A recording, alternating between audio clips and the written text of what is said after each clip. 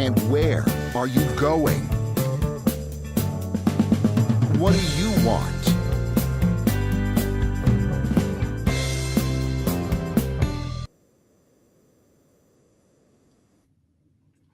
Hello and welcome to Business Lessons from the Military.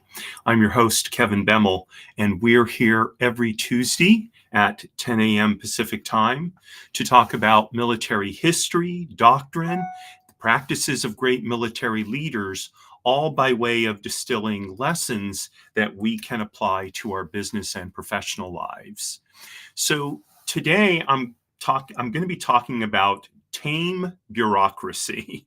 And this is something that, in this case, the military, I think, provides a very bad example. And if you saw any of my social media posts, you noted that I'm talking about the defense and national intelligence agencies and apparatus, and there are basically, depending on how you count them, at least 6 major centers of intelligence gathering and analysis, and in the within the Department of Defense, and that's if you count all of the individual service branches, intelligence departments as sort of one overall department, which they're actually not. If you count those separately, so you've got more like 10 or 11 just within the Department of Defense, and then there's another 5 or 6 outside the Department of Defense. Now, I'm going to be focusing today primarily on the DoD, Department of Defense agencies, to give you an idea of the scope and the structure.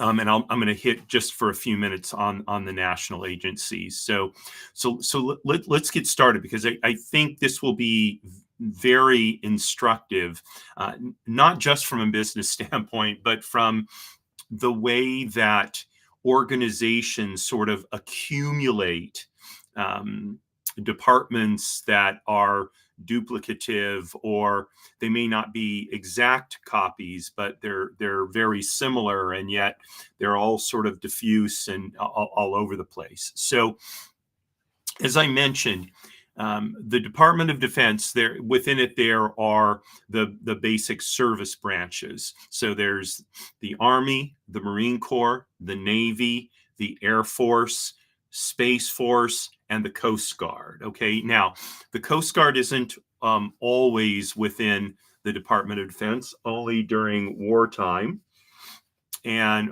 otherwise it's within the Department of Homeland Security. And the by the way, the order that I mentioned them is what's called their order of precedence. It's based on when they were founded. So the U.S. Army was found first. The U.S. Marine Corps was actually founded second, and then the Navy third, although Navy and the Marine Corps were pretty close in founding date.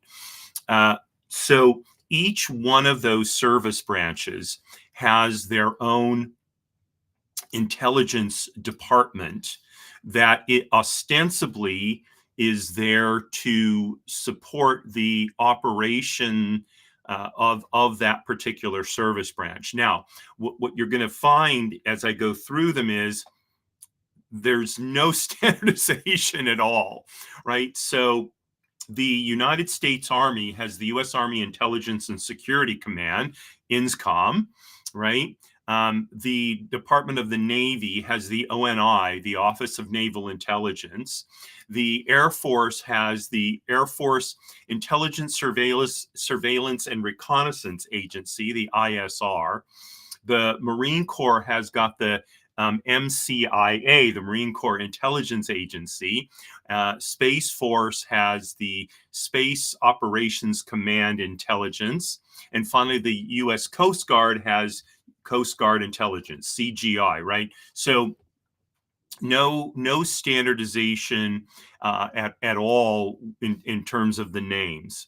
Not that that's required, but it shows you that each service branch developed its own idea of what its intelligence needs are and how it fits within the overall structure of the service branch. So talking about the U.S. Army first. So INSCOM provides tactical, operational, and strategic intelligence to support Army operations, and it focuses on battlefield intelligence. So the enemy movements, terrain analysis, force composition of the enemy, and it conducts both what's called SIGINT, signals intelligence, and human intelligence.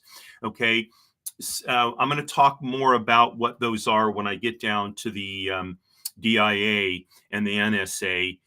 So I'm gonna skip over that right now. And then the Army Intelligence and Security Command also has counterintelligence operations, and it also operates the Army's cryptologic program in collaboration with the NSA.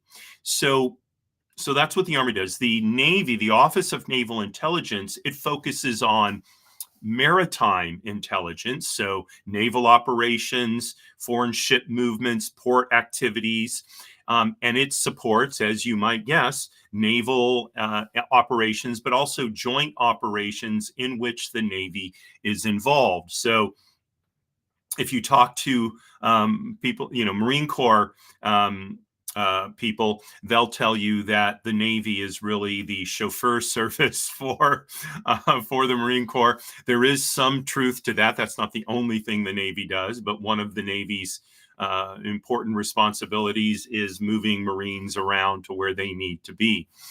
And for some reason, the phone is ringing off the hook this morning. Okay, so not unlike the Army Intelligence and Security Command, the Navy conducts cryptologic and SIGINT, as well as geospatial intelligence to protect Navy assets. And it also assesses foreign naval capabilities and emerging technologies that apply to the Navy. Now, by the way, this is not going to be the first time you hear these various activities.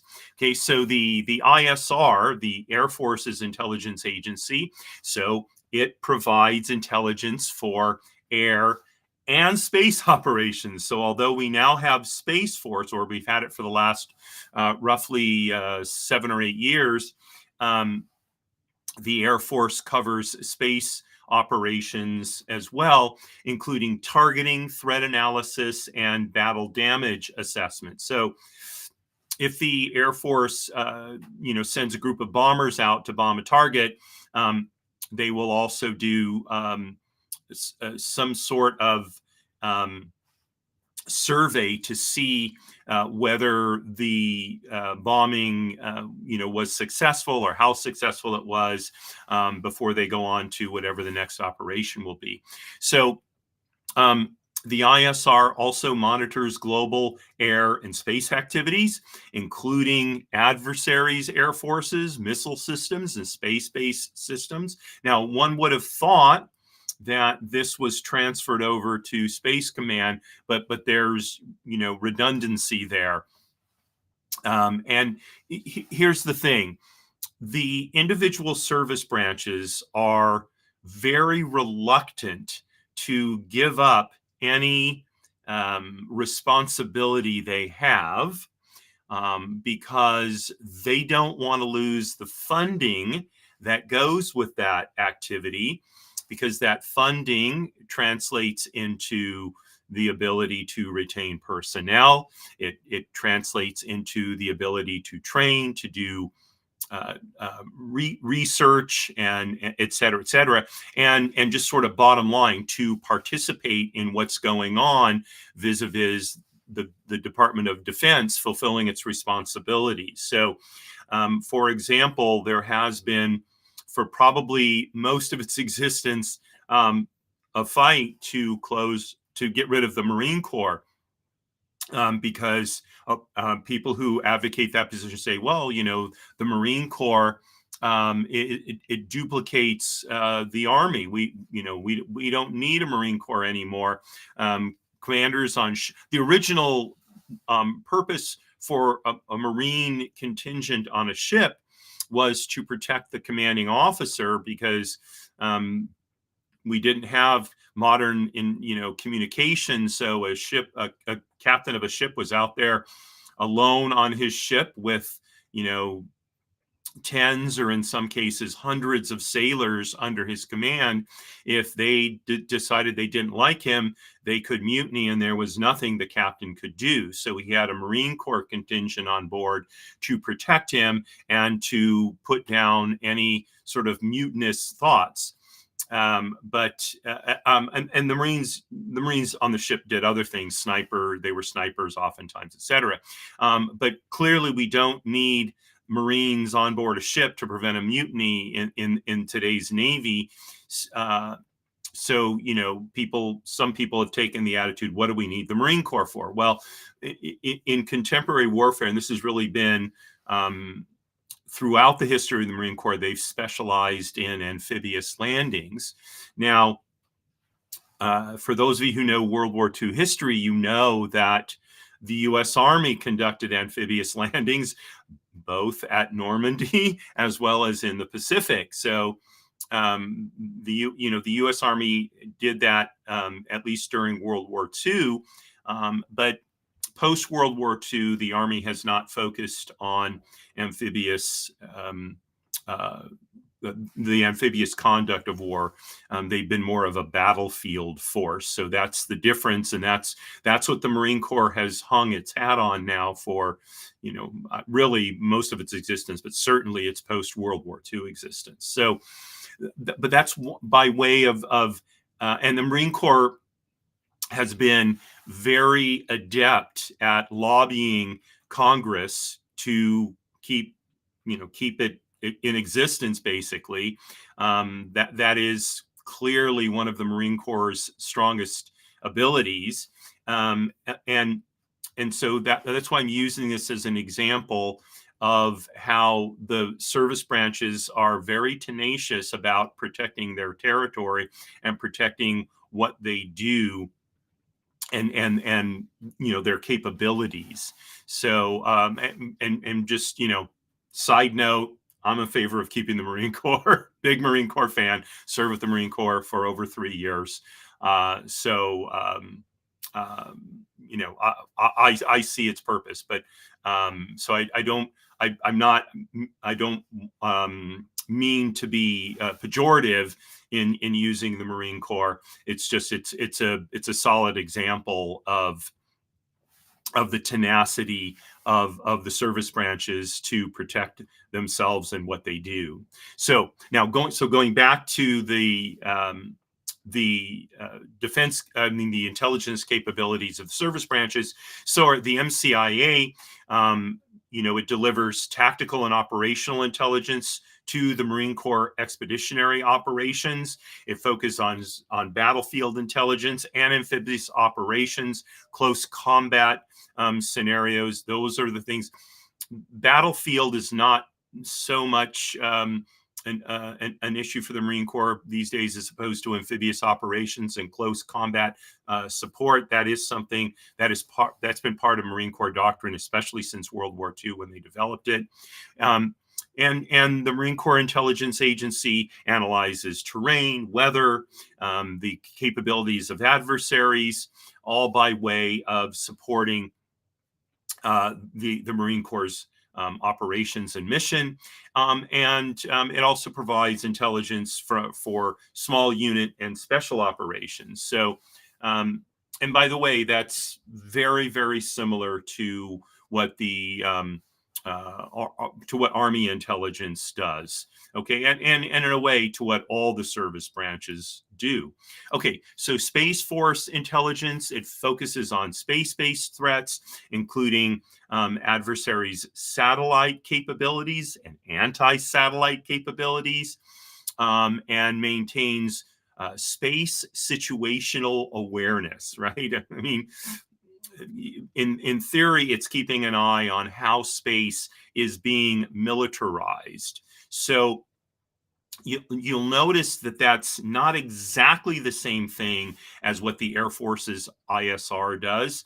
The Air Force's ISR is more sort of missile focused and that sort of thing. And there are missiles that launch into subspace.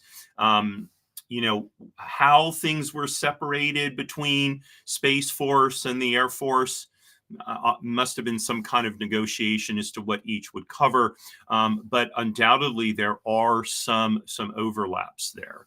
Okay, and finally, U.S. Coast Guard intelligence. So the U.S. Coast Guard in general focuses on maritime security, coastal security primarily, but it also does drug interdiction, human trafficking, and port security. Now, you will find at times, for example, there will be Coast Guard cutters in, for example, the Persian Gulf. And that's because some of the operations that the military conducts really require the kind of close to shore training and skills that the Coast Guard has, as opposed to what the Navy does, which is really, blue water, if you will, operations. So while the Navy does maintain specialized littoral craft, they're really designed more for amphibious operations than they are the kind of things that I just mentioned, things like drug interdiction and port security and such. And in fact, excuse me, when I was stationed at Point Loma with the submarine squadron, so the boats that the Navy had for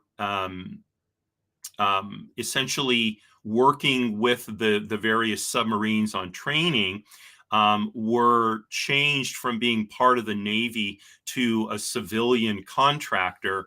And my understanding was that the port security vessels either had been or were going to become civilianized as well. So that's another part of this is not all of the service branches operations are conducted by uniformed personnel anymore. In many cases, they are conducted by civilians. So, for example, I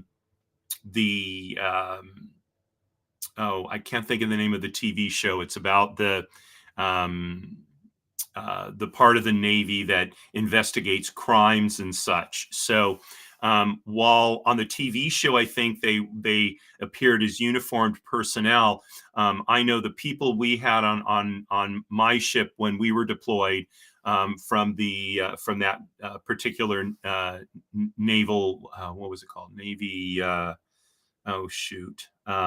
NCIS, Naval Criminal Investigation Services. So the NCIS people on my ship when we were deployed were civilians. Okay, so they did not wear uniforms. They were not authorized to wear uniforms. They were civilian contractors. So you can see some of the same thing happening within these various intelligence agencies as well. Okay, so those are the agencies at the individual service branches. Now, the DIA, the Defense Intelligence Agency, is in essence the umbrella intelligence agency for the Department of Defense. So it provides military intelligence to frontline combat personnel, soldiers, Marines, sailors, etc., as well as to defense policymakers and planners. Okay, so the DIA collaborates and works closely with the intelligence agencies or departments in each of the military service branches to make sure that there is effective collection and analysis and dissemination going on, and they act as a central hub for all of these agencies. So we haven't really hit yet on substantial overlap. Okay, so that, with each of the service branches needing to be able to collect intelligence for their specific type of operations they conduct, those are all necessary. And there needs to be someone at the top, at the umbrella, if you were, overseeing all this, coordinating it, and making sure that if there's intelligence being collected, let's say by Space Force, that the Air Force needs, or vice versa, that kind of collaboration is happening. Okay, so the DIA, the Defense Intelligence Agency, it first of all, it collects and analyzes military intelligence, okay, and supports military operations. It also deals with counterintelligence and security. Now, it deals with basically human intelligence.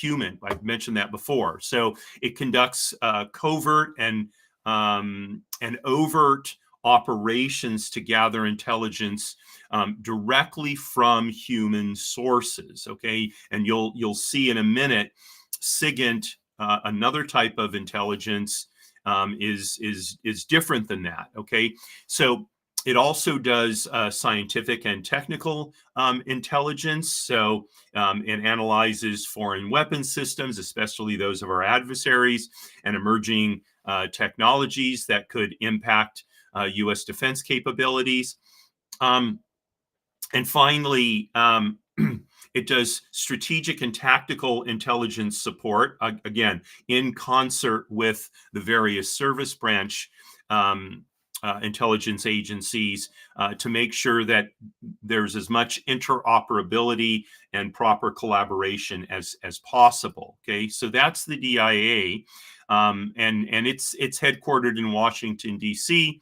Now, as you might imagine, the gathering of intelligence by, let's say, the Army is happening pretty much wherever the Army is operating. Okay, so then it has to flow up to various echelons throughout the Army until it basically gets to the Department of the Army's offices, which are in Washington, D.C. as well, where the DIA is. So the DIA collaboration is happening at a pretty high level, and everything has to sort of flow up, to get to the DIA.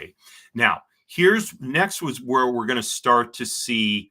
I think, in essence, you would start out, why do we have this separate? Okay, so next is the NSA, which is the National Security Agency, and it focuses primarily on SIGINT, signals intelligence, and cybersecurity. So why a completely separate agency for dealing with that? By the way, the NSA is part of the Department of Defense, so it's not outside the DoD, it's within it. Why it's separate? Probably has to do with some kind of historic situation where the gathering of signals intelligence became more important, and so this separate agency was set up. To my mind, what the NSA does should be wrapped into the DIA, because the DIA is the overall coordinator of intelligence activities within the Department of Defense. So there's no reason to have a separate agency, a full separate agency for signal intelligence. Just have another department within the DIA to deal with that type of intelligence. Okay, so signals intelligence is intelligence gathered from things like, from foreign communications, so telephone, email, radio transmissions, other types of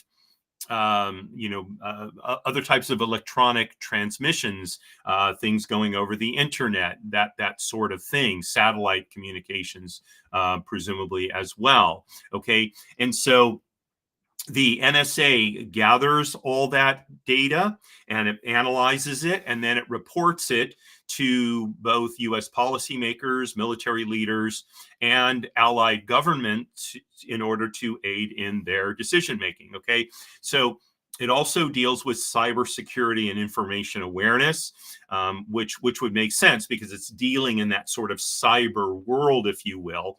Okay, but it also conducts offensive cyber operations. So not that the NSA was involved in what Israel did with the pagers in the famous incident where they blew up all those pagers, but that's an offensive cyber operation. That's the kind of thing presumably the NSA could do or would do if it was ever, asked to put together, that type of covert cyber offensive operation. Okay, now along with its intelligence gathering, analysis, and dissemination activities, the NSA also does research and development. Okay, and like the DIA, which coordinates with intelligence agencies outside of the DoD, including the CIA, the FBI, the NSA coordinates with other countries' intelligence agencies, including the UK, Canada, Australia, and New Zealand. Okay, and it also works closely with the CIA and the FBI as well. So the question should come up: why do we have this whole separate bureaucratic department when the countries that the NSA is collaborating with, when the agencies within the federal government's collaborating with, are the same that the DIA is collaborating with, right? And anytime you create a separate department, you get turf battles, right? That's the problem with expanding, or one of the problems anyway, with expanding bureaucracies, right? And you also have to expend more money because each one wants its own identity, et cetera. So for the incoming Secretary of Defense, I think, if he wants to save money at the DoD, one of the things he might do is integrate the NSA into the DIA and get rid of this separate bureaucracy, take the parts out of the NSA that are not duplicated in the DIA and put them there and get rid of the rest, right? That would get rid of some of that bureaucracy. It would get rid of the expense, and it would also presumably make the intelligence gathering, analysis, and dissemination process work more smoothly. Okay. Now, the NSA, by the way, is headquartered at Fort Meade, which is in Maryland. It's about 20 miles from Washington, D.C. So it's in the same, general area. And so, you wouldn't even have to necessarily relocate the offices. Okay. Next is an agency that, if you're familiar with the development of the internet, you may have heard of. It's called DARPA, the Defense Advanced Research Projects Agency. So DARPA focuses on research and development. Now, if you recall, just a few minutes ago, I mentioned the NSA does research and development within the cyber realm, cyber security, cyber offensive operations realm, et cetera, and the SIGINT realm, right? So DARPA does that more broadly. So why does the NSA have a separate research and development department? Again, it's just, all of these bureaucracies are somewhat self-feeding, right? So if they can grab more responsibilities, or at least more duties, they will, because then the funding to make those happen has to follow along as well, at least in their eyes, right? So, and why is DARPA separate from the DIA? Again, it must have something to do with the history of how these, various agencies were created, but presumably DARPA's work would be informed by current intelligence needs and projected future intelligence needs. And so as they did their research and development, they would at least have that in mind as a way to decide how they were going to direct the R&D, right? But instead, DARPA stands as a separate, department within the DoD overall, as opposed to within the DIA. So, I'm not going to go into, all of the duties of DARPA, only to say that, again, here we have we have another bureaucracy that a standalone bureaucracy that really doesn't need to be. And by the way, the areas that DARPA focuses on include cybersecurity. So that directly overlaps with the NSA. So no need to have that. But it also looks at space technology, biotechnology, AI, artificial intelligence, as well as hypersonics. So it really is meant to be a fairly broad-based R&D agency related to intelligence. But no, I'm sorry, related to not just intelligence, but to other areas of R&D that are useful to the military. So I would argue that the individual service branches, hopefully they're coordinating with DARPA because they know what they need. They know how they're going to have to conduct missions. Okay. And so, how DARPA does that part of its R&D as opposed to intelligence related R&D, right? It's hard to say, but there are definitely parts of DARPA that are duplicative with other intelligence agencies within the DoD. And so really, DARPA maybe ought to have those, taken away and put into the into the under the DIA umbrella, or the DIA and NSA should give those up to DARPA so that they're not, again, duplicate. The bureaucracy isn't duplicating itself. Okay, next is the National Geospatial Intelligence Agency, the NGA, which deals with GEOINT, which is geospatial intelligence. Okay, so what is GEOINT? So it collects geospatial data from satellites, drones, aircraft, and other sources. It creates maps, imagery, 3D models of terrain, infrastructure, etc. So obviously it does this in support of national security. It provides this information to the various service branches.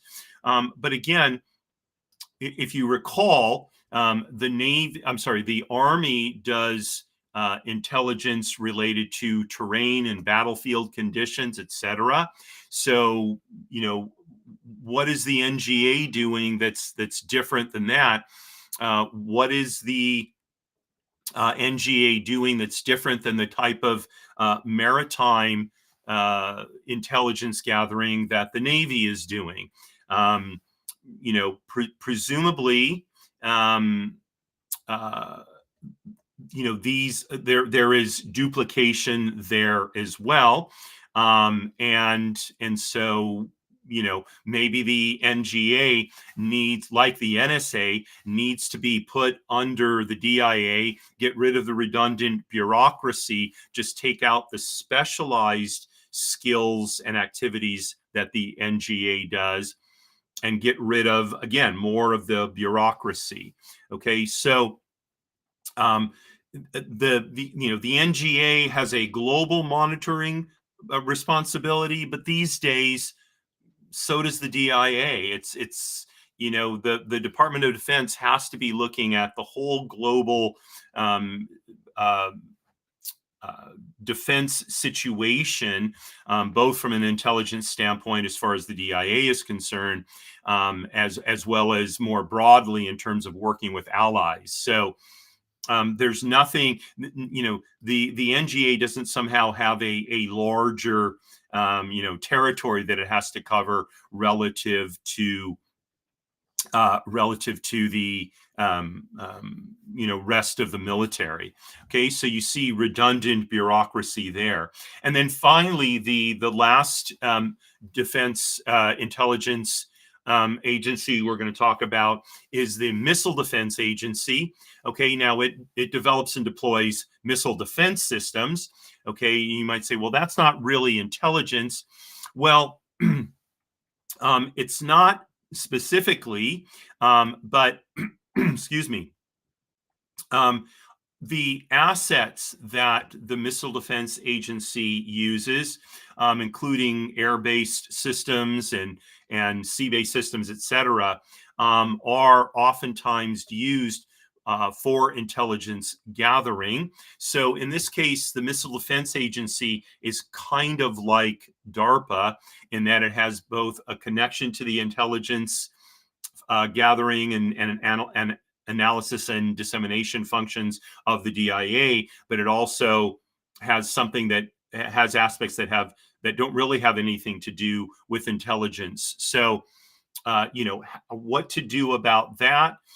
It's that I think there is probably an overlapping, not probably, there is an overlapping of bureaucracies with the MDA and the DIA, and probably not probably, and with both Space Force and the Air Force's intelligence agencies. So, rather than just letting these things go on through inertia, an examination of these bureaucracies needs to be done with an eye to getting rid of the redundant bureaucracy. Okay, so just in this short time, we've been talking here for a little over a half an hour, we've been able to identify a number of redundancies in the intelligence capabilities within the Department of Defense. And again, I've made this point a couple of times already. When you have competing bureaucracies, okay, you get, number one, inefficiencies. Number two, higher costs. Sometimes you get a siloing, so that although different bureaucracies are supposed to be sharing data with each other, they don't, in order to try and gain some kind of competitive advantage, right? Those are all the negative parts of bureaucracies. That's why, in general, the word bureaucracy has a negative connotation to it, right? And so, the DoD, I think, really needs to examine this issue and see how to tame its bureaucracy, right? The theme of the title of today's show. Now, just real quickly, I'm going to mention 6 intelligence agencies outside of the DoD that are part of the federal government. So there's the ODNI, the Office of the Director of National Intelligence, okay, that supposedly coordinates all U.S. intelligence community activities. There's the CIA, right, the Central Intelligence Agency, which is the successor to the spy agency that was created during World War II, the OSS, the Office of Strategic Services. That was the first real spy agency that the United States federal government had. Okay, then there's the FBI, the Federal Bureau of Investigation, which has an intelligence branch. Now, why the CIA and the FBI? The CIA is not supposed to conduct intelligence operations within the United States, only outside of the United States, whereas the FBI has the responsibility for conducting intelligence operations within the United States. One of the things that came up as a result of 9/11 was that this so-called firewall had been established between the CIA and the FBI. So there was no intelligence sharing going on. And so when outside forces decided to attack the American homeland, the CIA knew some stuff about it. The FBI maybe knew some stuff, but there was no coordination. And so post 9/11, that firewall was, I don't think it was done away with completely, but it was reduced in order to allow, outside of the U.S. intelligence gathering and analysis and dissemination to coordinate with the gathering, analysis, and dissemination of intelligence within the United States. And by the way, especially major metropolitan police departments, they have intelligence agencies as well. For example, the NYPD. So the FBI is not the only organization that does it. It is the one that does it at the federal level. And the local intelligence gathering agencies of police departments are not required to coordinate with the FBI, but they typically do. Okay, then there's the National Reconnaissance Office, which designs and builds and operates reconnaissance satellites. Okay, then there's the Department of Homeland Security Office of Intelligence and Analysis, okay, which is addressing domestic threats. So you would say, well, wait, isn't that what the FBI is doing? Yep. I mean, it is. So, FBI is part of the Justice Department there. So, maybe the FBI needs to move over to the Department of Homeland Security, and then we don't need an Office of Intelligence and Analysis.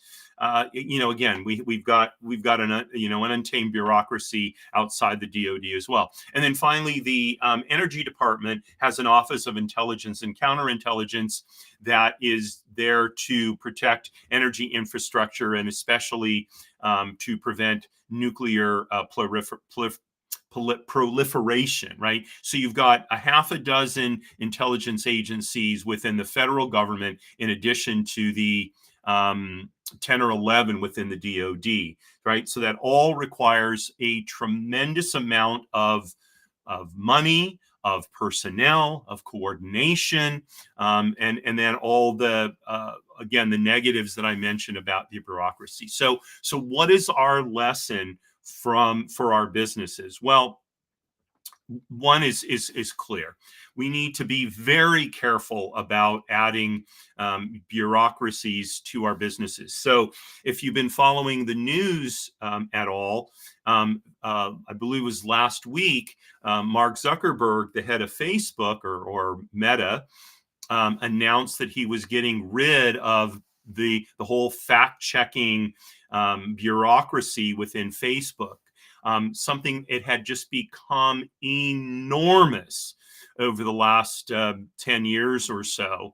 And people have been speculating, why did he decide to do this? And, is he kowtowing to the incoming administration, et cetera, et cetera, et cetera. So I think there was a very good analysis of it in the Wall Street Journal last week. And one of the things they suggested was that the cost to maintain this fact-checking bureaucracy was billions of dollars, billions with a B, right? So, is Mark Zuckerberg looking to, curry favor with the incoming administration, or is he using the incoming administration as an excuse to get rid of a multi-billion-dollar expense, right? That is holding back the profitability of his company, right? Or maybe it's both, right? Two things can be happening at the same time. So that's an excellent, and what he's going with is something, what he's replacing it with is something called community notes. This is something that Elon Musk started at X, and essentially then the users of Facebook will become the fact checkers, right? And if somebody posts something that somebody else thinks is inaccurate or whatever, so they can post a note about it explaining why they think it's inaccurate, et cetera, right? So uh, it was presented by Zuckerberg as a recommitment to free speech. Okay, take him at his word. I don't know the man, never met him. But there's no doubt that he was taming the bureaucracy at Facebook, in addition to whatever else may be his rationale for getting rid of the fact-checking bureaucracy. And so I think that that is, in this case, that's a lesson that the DoD maybe needs to learn from Facebook, right? Is look at your bureaucracy, where has it overgrown itself, and how do you tame it, right? The DoD has been historically reluctant to tame bureaucracy, because of the sort of internecine fighting that goes on among the service branches, and the sort of historical inertia that's come from the creation of, and we've just been talking about intelligence agencies, but just the DoD overall, right? And and it makes it very, very hard to get rid of any bureaucracies, especially since each of the service branches and agencies, they're all doing their behind the scenes lobbying to build up their power base, whether it's in Congress or in a particular part of the executive branch, et cetera, right? So we want to avoid that in our businesses.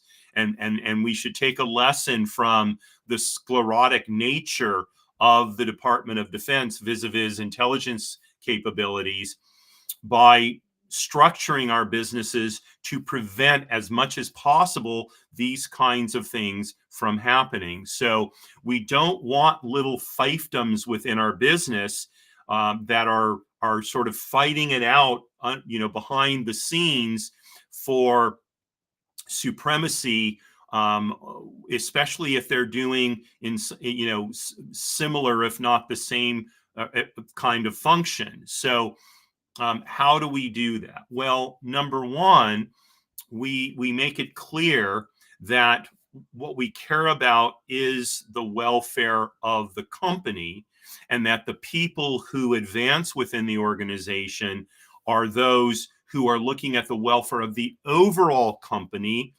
not just their particular area of responsibility or influence, or whatever you want to call it, right? That is a value that needs to be spoken and acted on by senior leadership within the company, right? And this is, by the way, this is one of the problems that the military has, is you're not going to hear the chief of naval operations say, well, we're going to stop looking for opportunities to send sailors to do what are called brown dirt duties. This is when sailors are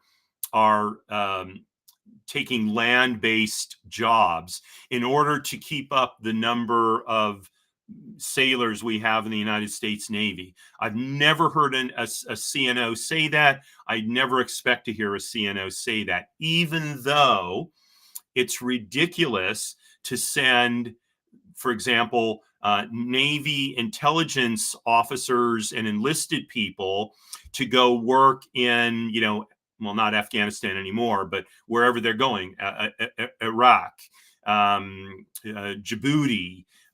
all these various places. Okay, that sort of land-based intelligence gathering and analysis is not what the Navy is supposed to be doing intelligence-wise.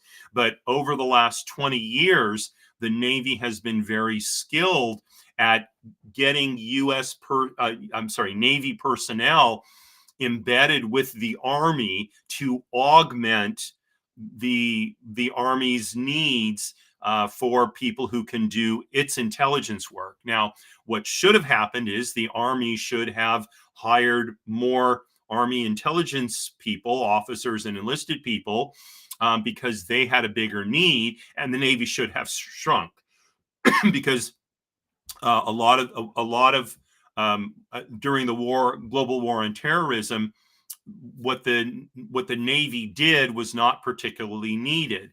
Okay, and now that we're refocusing on the threats of China, and China primarily, now the U.S. Navy needs to be looking to expand again, because we need to be mindful of supporting our allies like Japan, like Taiwan, like the Philippines, right? So rather than growing and shrinking the size of the various service branches based on the strategic defense picture for the United States, it typically works based on how effective the senior leadership in each service branch is in lobbying to keep their people employed, basically, right? So we want to avoid that. We want people working in our companies who may be even willing to say, you know what? My department isn't necessary anymore. Okay. What we're doing is duplicated with, Jones' department or Bob's department or whatever. And so we need to combine these and become more efficient. Right. And by the way, if Joan is the one who's willing to stand up and essentially say, for the good of the company, I'm essentially willing to give up my fiefdom within the organization.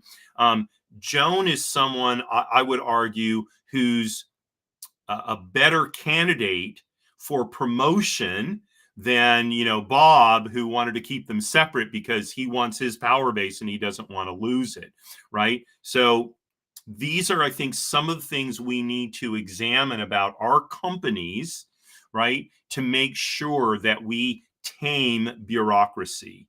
Okay, so the focus needs to be on what's good for the overall company rather than individual departments and sections of the company or subsidiaries or divisions, right? So take an example from the Department of Defense intelligence establishment and then do the opposite, right? I haven't done a show like this before. Usually I say, handle things the way the military handles it. But in this case, the military is giving us the perfect negative example on bureaucracy, and we need to tame our bureaucracy and so not handle things the way the military does. So I thank you very much for joining me today on Business Lessons from the Military. Got some people watching live. It's always a treat for me to note that. Tomorrow at 10 a.m. Pacific time is my show, People Making Money. And my topic is new way of building relationships. So especially if you're someone like me who likes to quantify my progress, I'm going to show you a way to do that with relationship building. And it's something I've been working on for quite a while. And interestingly enough, with the help of ChatGPT, I've got it down now to the point where I think it's ready for prime time, as they say. So I hope you'll join me tomorrow on People Making Money, 10 a.m. Pacific time. And then Thursday at 5 p.m. Pacific time is my show, Jiggers' Place. We're going to sit back and have a cocktail, the deliberation, and I'm going to talk about my experience on jury duty. And while I know that it's every American's favorite thing to avoid, hopefully you'll get a different attitude toward jury duty after Thursday's show. Okay, and then next week on Monday at 10 a.m. is my show. 10 a.m. Pacific time is my show, Trust in States Weekly. And then 7 days from today, we'll be back for the next edition of Business Lessons from the Military. So I thank you again very much for tuning in today, watching the show, and signing off as I always do. Marie, darling, you are my bell. Courage at all times, my friends.